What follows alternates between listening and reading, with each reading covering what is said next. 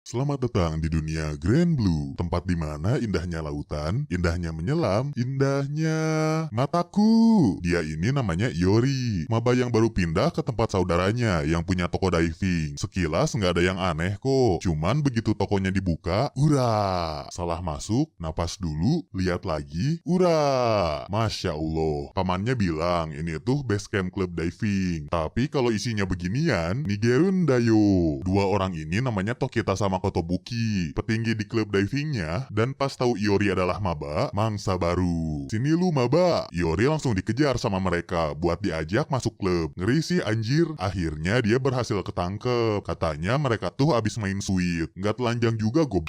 Iori lanjut ngebantuin Kotobuki ngeberesin peralatan diving. Kotobuki bilang seneng banget Iori mau gabung ke klub. Kelihatan dari mukanya sih. Maksud L, buruan daftar. Ogah bang.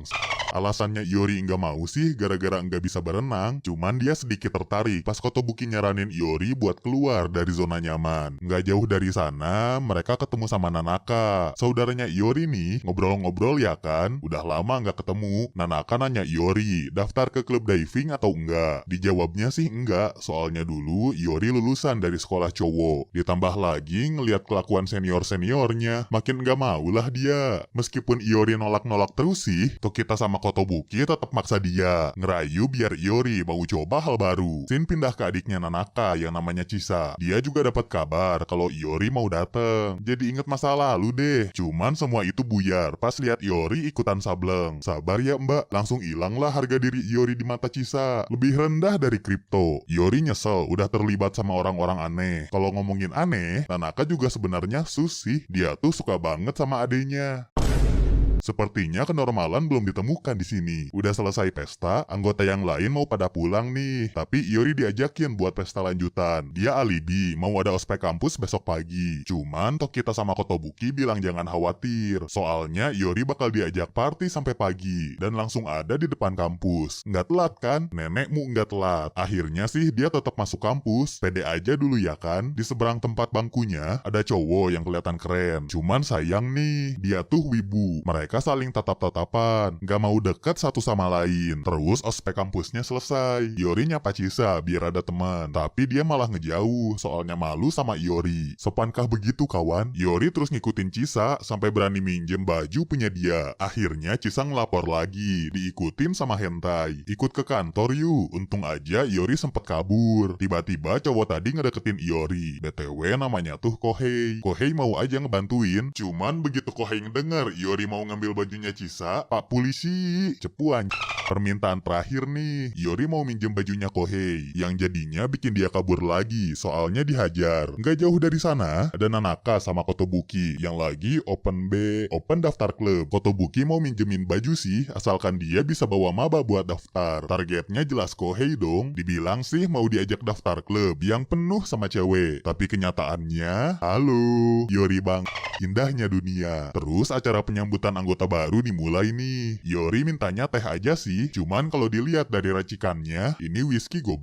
Apalagi api bisa nyala di tehnya. Berhubung Iori tetap nggak mau, dikasihlah dia aqua, yang bisa ada apinya juga. Ini bukan aqua. Anjay, aku bohong. Kalau anggota yang lainnya sih langsung gasken. Iori diem-diem kabur dan ketemu sama Chisa. Ternyata saudaranya ini juga ikutan klub diving. Iori masih bilang nggak mau ikut sih, cuman kayaknya nggak bakal bisa kabur dari mereka. Kebawa suasana deh dia. Ada orang baik yang ngasih aqua nih, yang lagi-lagi bisa ada apinya. Bohong mulu anjay. Ternyata Kohei sengaja pengen bikin Iori tepar sebagai syarat dibolehin kabur dari klub ini. Iori juga ngerasa bersalah sih. Dia gantian ngasih teh buat Kohei, yang pasti ada apinya. Anak bagong, anak babi. Supaya nggak pada berantem, Tokita nyaranin mereka tanding ala klub diving, yaitu main tahan tawa. Yang kalah harus minum. Iori kayaknya bisa tahan deh. Cuman pas Kohei cerita kalau dia tuh mantan wibu, ngabrut anjay. Ujung-ujungnya nggak ada yang bener. Biar suasananya nggak terlalu tegang, Kotobuki ngasih mereka aqua. Dan begitu udah diminum, bukan air bang,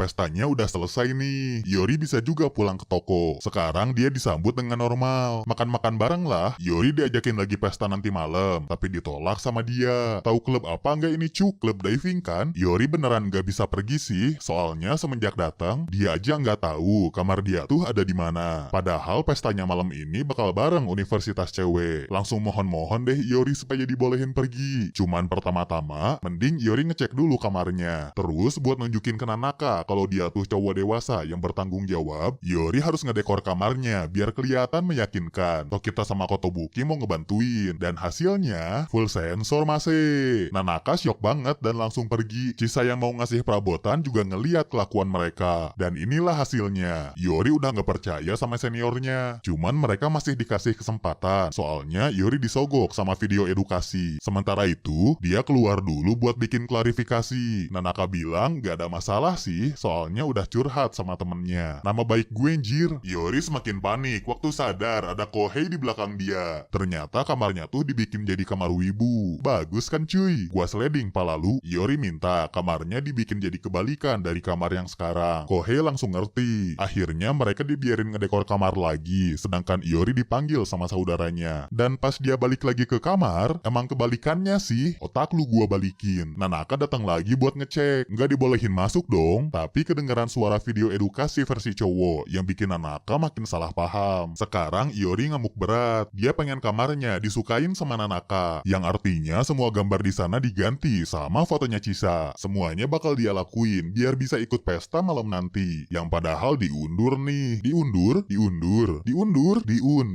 Udah usahanya sia-sia, Chisa juga ngeliat kamar Iori yang penuh sama foto dia. Alhasil Iori dipindahin deh ke kamar terpencil. Terus hari ini, mereka mau pertemuan klub diving buat pemula nih. Baru ada 3 orang, Kohei mau datang. Soalnya bakal ada artis dari anime kesukaan dia yang mampir ke toko. Kenyataannya nggak gitu sih. Nangis deh Kohei. Cuman artis-artis emang bener suka dateng kok. Baju selamnya aja ada di belakang. Boleh lihat, prit, pelanggaran. Karena Iori belum bisa berenang, mereka latihan di kolam dulu. Pertama-tama, dia harus belajar buka mata di dalam air. Cukup susah sih, jadinya Iori dikasih kacamata. Kayaknya sekarang bakal bisa buka mata dan nemuin keajaiban di bawah laut yang banyak ular sama rumput laut. Kotobuki ngasih ide lain biar Iori terbiasa, yaitu anggap kolamnya sebagai bak mandi. Tapi gara-gara saking pewenya nih, Chisa ngeliat Iori dengan tatapan kasihan. Iori udah bener-bener gak ada harga dirinya. Dia juga jadi gak bersemangat lagi sama nyelam. Chisa ngedenger itu. Beres latihannya selesai, Iori diajak Nanaka ke akuarium. Katanya tempat ini tuh tempatnya Chisa kerja part-time. Makanya mereka dibolehin masuk meskipun akuariumnya lagi tutup. Tujuannya Nanaka ngajak Iori sih buat nunjukin dunia di bawah air tuh bener-bener indah loh. Bener-bener menakjubkan. Ternyata yang minta Iori dibawa ke akuarium tuh Chisa. Biar Iori punya motivasi lagi buat ikutan nyelam. Usahanya berhasil. Sekali lagi Iori mau belajar jadi penyelam. Dan sebagai tanda terima kasih, Chisa dikasih hadiah gantungan kura-kura deh. Besoknya Iori dapat kejutan nih. Dia disuruh pakai seragam cewek, sedangkan Kohei seragam cowok. Katanya ini demi klub diving. Peralatan diving kan pada mahal, makanya mereka butuh duit yang banyak. Iori sama Kohei diminta buat ikut kontes di festival biar dapat uang hadiahnya. Mereka terus dipaksa sih meskipun gak mau. Cuman buat sekarang, Iori sama Kohei diajak buat latihan nyelam di laut. Pakai peralatan lengkap, jangan takut nyelam deh, soalnya udah pakai tabung oksigen juga. Tetap susah sih buat Iori, cuman dia keingetan sama pemandangan indah di akuarium kemarin. Kotobuki juga bilang jangan khawatir. Alhasil pas nyoba nyelam lagi, Iori bisa nafas dan ngerasain indahnya bawah laut. Dia langsung nyampein kekagumannya ke Chisa. Ini salah satu momen dimana Iori nikmatin serunya nyoba hal baru. Dan karena itu, dia juga diminta buat nyoba hal baru lainnya, yaitu pakai seragam cewek. Tai, gara-gara minum kemarin malam, kepalanya jadi pusing nih. Tapi yang bikin dia bingung, kok ada cewek di kamarnya? Ada makhluk astral lainnya juga sih. Kata senior-senior, dia ini namanya Azusa. Mbaknya bebas banget deh. Pokoknya bakal nyesel sendiri kalau nganggep dia tuh cewek. Siangnya mereka ngumpul-ngumpul nih sambil ngomongin buat festival nanti. Iori sama Kohei pengen bikin Chisa ikut serta ke kontesnya juga. Biar mereka nggak jadi ikutan sih. Bakal susah kalau minta Chisa langsung. Makanya mereka mau nyekokin mereka pakai minuman. Biar Chisa mau ikut festival gantiin mereka. Berasap gitu jir minumannya. Sayangnya nggak segampang itu. Azusa juga ngegangguin rencana mereka. Iori bikin minuman baru nih. Tapi ketahuan sama Chisa yang ngira mereka bikin minuman buat Azusa. Jadilah minumannya dikasihin ke Kohei. Terpaksa bro, makan nih terpaksa. Ngomongin Azusa, dia ini temannya Nanaka yang pernah dicurhatin. Sampai nganggep Yori sama Kohei itu saling suka. Dan ternyata Azusa juga bisa jalan sama yang mana aja.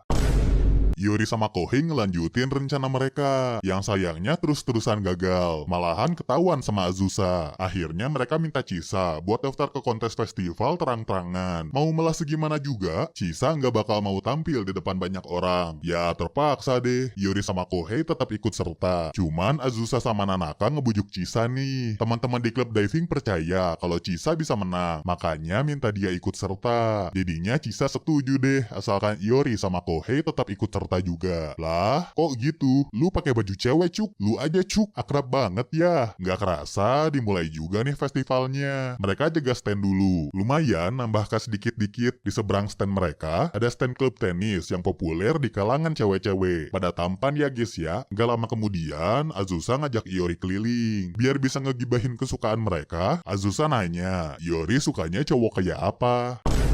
Azusa bilang kalau tipe ceweknya dia tuh yang kayak Nanaka. Salah pahamnya udah parah banget sih. Iori nggak bisa ngaku kalau Azusa udah terbuka gini. Malahan sampai Iori disuruh jaga stand berduaan sama Kohei. Biar makin deket. Untungnya cepat ganti shift sih. Tapi mereka diajak senior-senior buat nongkrong sama klub rugby. Subhanallah. Sementara itu, Azusa sama Chisa yang lagi jaga stand digangguin sama klub tenis nih. Cuman langsung ditolongin sama duo ini yang berhasil kabur. Jadi pada pergi deh. Sekarang ganti shift lagi. Supaya Azusa nggak makin salah paham, Iori mohon-mohon biar bareng Chisa. Mereka terus kerja, sampai nggak kerasa. Udah jamnya Chisa buat persiapan kontes. Semuanya pada ngumpul deket panggung. Ada yang tampil jadi bidadari nih, bidadari matamu. Ternyata dia anggota klub tenis. Nggak lama kemudian, gilirannya Chisa tampil datang juga. Mukanya galak banget. Padahal sih Chisa gugup nggak ketolong. Biar Chisa lebih ekspresif, yang lainnya punya banyak rencana. Dari bikin muka jelek, sampai ngedukung sepenuh hati. Ekspresif sih. Rencana terakhir mereka mau ngelempar bola biar roknya Chisa keangkat. Bilangnya mau ngelempar barengan, tapi ternyata yang ngelemparnya Iori sendiri. Mana Chisa marah banget lagi. Alhasil Iori sama Kohei harus kabur dari dia. Tiba-tiba mereka ketahuan sama si bidadari yang ngajakin buat jadian. Semoga langgeng ya. Mau kemana bang?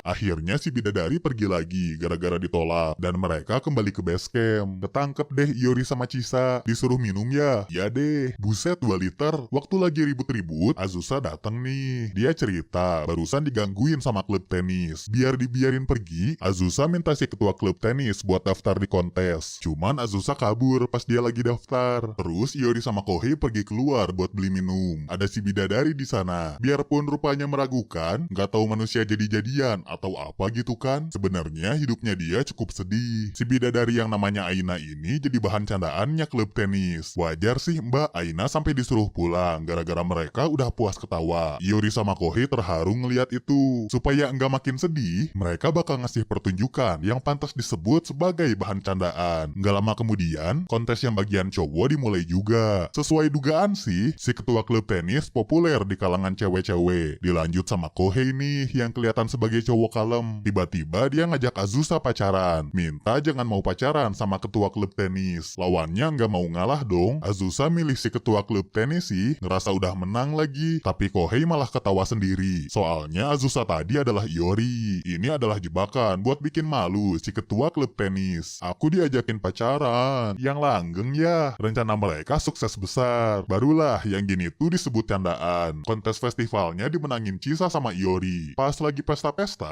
Aina datang ke tempat mereka buat bilang terima kasih. Gara-gara Aina deket-deket sama Iori dan Kohei, Chisa jadi kesel sendiri. Bisa-bisanya mereka senang-senang sama cewek lain, padahal dia udah berjuang buat mereka. Alhasil pas hari penyerahan hadiah, Chisa bilang dia tuh pacaran sama Iori. Malah tidur elah. Pernyataannya bikin murid-murid di angkatan mereka jadi kesel sama Iori. Bikin dia dimusuhin sama seangkatan. Iori mau nanya kenapa mereka pada marah. Bacot anjing.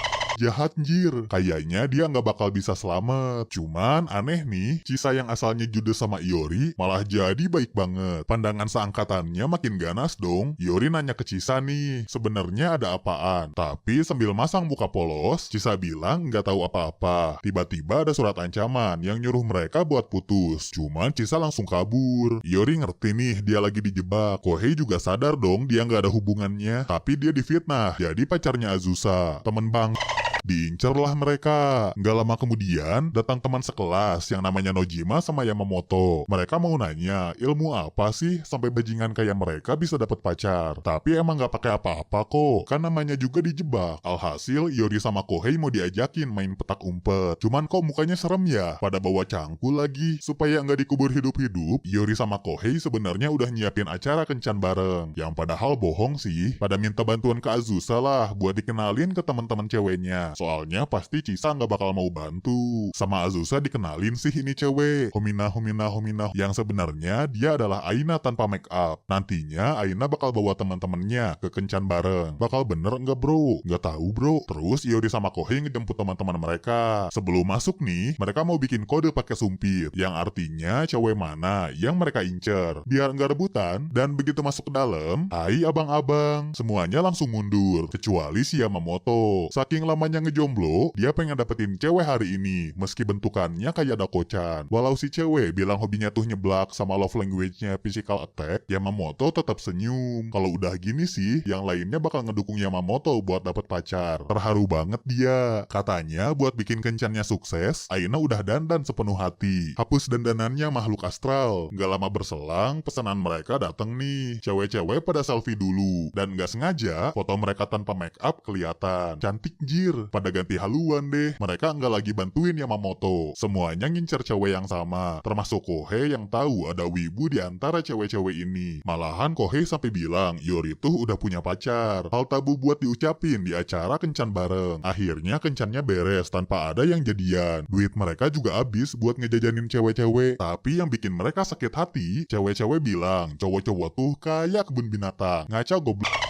Kalau ngomongin teman seangkatannya Iori, wah, mengenaskan sih. Misalnya pas ujian di kampus, bukannya pada belajar, malah pada sibuk nyiapin contekan. Bikin contekan di botol minum atau tempat pensil, barangnya disuruh dimasukin ke dalam tas. Contekan diselipin di tangan, gak kebaca gara-gara keringet. Dan pas contekannya ketahuan sama dosen, yang lain ngorbanin temennya. Alhasil semuanya pada remet. Balik dari kampus, mereka semua mau ke rumah Iori. Cek and recheck kan, bener enggak nih, Iori sama Chisatu pacaran. Cuman bisa mati kalau Iori ketahuan satu rumah sama ciwi-ciwi cantik. Sebelum teman-temannya nyampe, dia minta Nanaka buat sembunyi. Seenggaknya sampai pada pulang. Untung aja mau kerja sama sih. Tapi pas mereka semua masuk ke dalam kamar, ada benda pusaka punya wanita. Malahan ada lipstick sama seragam cewek juga. Iori bilangnya itu buat main game di klub diving. Teman-temannya jadi kasihan. Jangan-jangan Iori emang suka nyamar jadi cewek kak. Lanjut ke acara pesta, katanya Yamamoto lihat bidadari nih pas keluar. Yang ternyata dia lihat Nanaka. Kumat lagi lah dia sampai mau ngajakin nikah. Cuman pas nyari lagi keluar, lah bugil. Ternyata dia ketemu sama senior klub diving. Dan pas lagi nenangin Yamamoto, tiba-tiba Chisa masuk. Yang lain terpelatuk. Iori dapat permak wajah. Besoknya mereka pindah tempat nih. Yamamoto penasaran kenapa dia nggak pernah punya cewek. Lu burik, lu wibu, nyerah aja. Anjing, dada gua sakit. Iori buru-buru minta maaf supaya nggak disiksa kayak kemarin. BTW yang ini namanya Mitarai. Mereka baru ngeh nih, si Mitarai nggak ada di sini. Ditelepon lah dia dan kedengeran suara cewek. Pada ngerti kan bro, eksekusi. Ternyata dia memang lagi berduaan. Sebelum debut jadi artis Twitter, Mitarai diganggu sama para jomblo. Dikirimin video edukasi lagi. Kalau masih nekat lanjut, teman-temannya ganti username jadi cewek dan ngechat Mitarai. Yang akhirnya si cewek ninggalin dia. Dan gara-gara terus ngejar-ngejar, Mitarai dikasih tinju Muhammad Ali. Persatuan teman bangsa.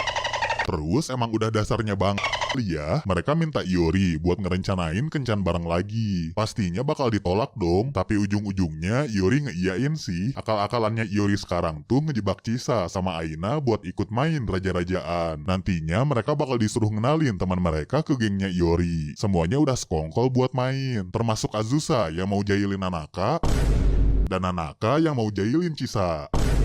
Nantinya raja bakal nunjuk satu angka. Orang yang punya angkanya harus patuh ke perintah raja. Perintah-perintahnya aneh-aneh sih. Misalnya disuruh buka baju. Udah biasa deng buat mereka. Dan pas giliran Kohei jadi raja, dia nyuruh nomor 4 buat ngenalin gengnya ke Iori sama teman-temannya dia. Sayangnya nomor 4 bukan angkanya cewek-cewek. Tapi janji nggak prot-prot, nggak cuma gengnya Iori aja, teman-teman di klub diving pasti pada mendokusai. Tapi kalau ngomongin diving, senior-seniornya langsung jadi serius. Hari ini Iori sama Kohei dites gerakan-gerakan buat komunikasi pas nyelam. Stop, lihat ke bawah, nyelam ke sana. Kalau menurut Iori sih, stop, kamu mati. Makanya Iori mau nembak yang ngasih tandanya. Gara-gara ngawur, dia disuruh belajar dulu deh. Tiba-tiba datang Nanaka nanyain, bener nggak sih Iori jadian sama Chisa? Iori langsung ngasih tanda perlu bantuan. Biar belajarnya makin mantap, mereka langsung ngadain praktik. Iori kebagian bareng Chisa. Sifatnya yang judes ini berubah drastis pas lagi nyelam. Dia mastiin Iori bisa nikmatin kegiatan ini. Kegiatan nyelam yang akhirnya bisa dilakuin bareng teman-teman. Terus waktu junior pada ngomongin tempat diving, tiba-tiba para senior ngajakin mereka main tenis. Ini klub diving kan? Katanya klub tenis ngajakin tanding. Hadiahnya tuh uang dari kontes festival kemarin. Yang tandingnya cuman mereka sih, tapi baru mulai sebentar aja, Tokita sama Kotobuki udah megang jalan permainan. Cuman para supporter tiba-tiba pada tepar. Ternyata mereka dikasih minuman yang langsung bikin pingsan. Dua monster juga sempat nyicipin, dan buat ngebales itu, minumannya dibalikin ke klub tenis. Sportif ya guys ya, tandingnya lanjut pakai pemain seadanya. Sampai akhirnya tiba nih giliran Iori sama Kohei. Nggak disangka-sangka, Iori jago banget main tenisnya. Klub tenis aja sampai kesusahan ngebalikin pukulan dia. Tapi pas bolanya nyampe ke si Wibu, dia malah mukul angin. Diincer terus lah Kohei. Kalau udah gini, cuma ada satu cara buat menang. Siap ya bro? Oke. Heya. Bush, beletak.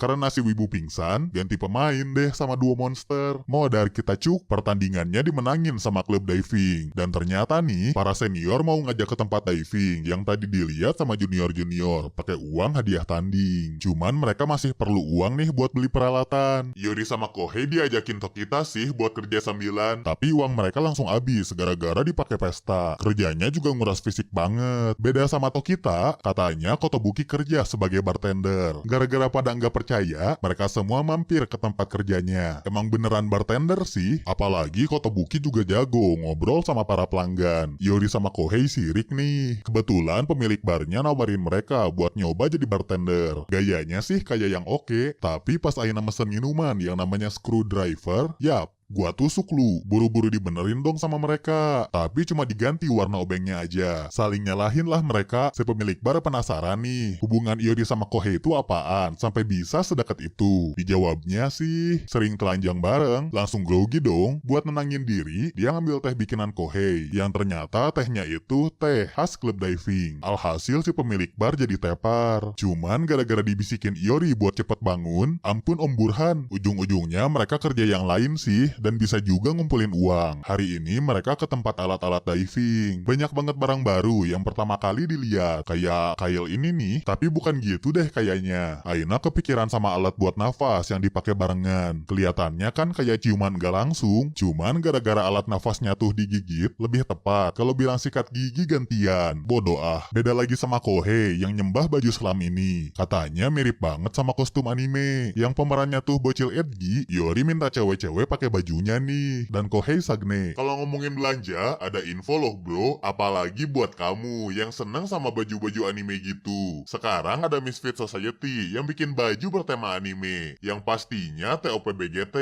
Lihat aja, masnya cakep gitu kan? Baju anime barusan bisa dibeli di Misfit Society. Bisa langsung diorder via Tokopedia atau Shopee. Acara belanja-belanja hari ini selesai juga deh. Terus beberapa hari kemudian, sampai juga mereka di tempat divingnya. Sekalian ikut ujian nyelam juga nanti di sini. Guk guk guk aum.